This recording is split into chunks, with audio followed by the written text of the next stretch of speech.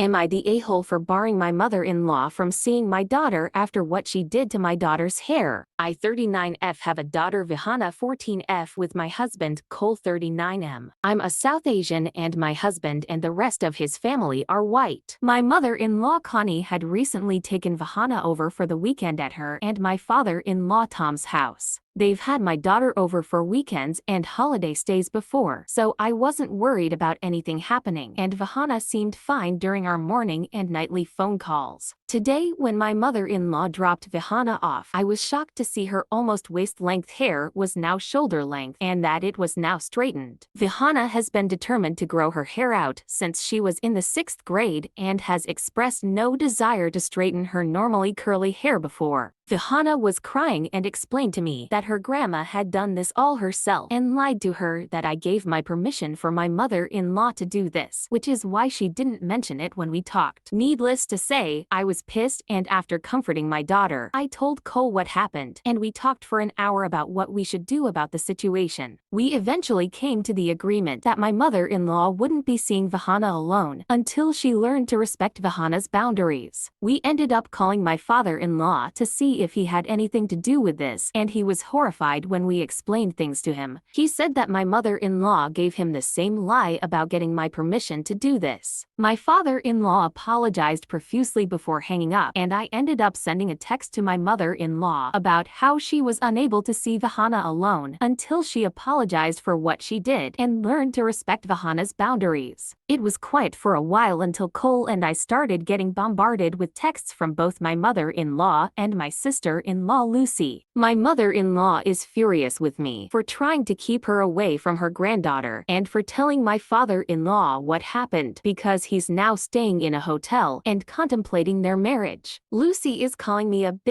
for what I did and saying it wasn't a crime for my mother-in-law to act in my daughter's best interest, even if she went behind my back, because clearly I wasn't going to take care of her. Am I the a-hole for coming up this conclusion? Here are the top comments. It wasn't your daughter's best interest. It actively went against her desires and her body autonomy. She lied to your daughter, to her husband, and actively did something she clearly knew was wrong. Well, she gets to pay the price. She's one of those people who doesn't believe any boundaries are meant for her, and she doesn't have to respect them. And telling your daughter that you approved, that's just disgusting. She's trying to undermine your relationship. Wow, not the a-hole. Lucy definitely got a version of the story that was crafted to be sympathetic to the mother-in-law. As for the father-in-law, there must have been other things than this being the last straw, because it's not a considered divorce level bad. It is still lie to a child and partner, and ignore bodily autonomy bad. Not the a-hole. Consider adding your sister-in-law into the list of people not allowed near your daughter too. Not the a-hole. Good for you for standing up for your daughter. Don't listen to anyone telling you your mother-in-law was acting in your daughter's best interest. Your daughter is 14. She's old enough to decide for herself how she wants her hair. Your mother-in-law did this without her consent and she was crying after. It clearly wasn't in her best interest.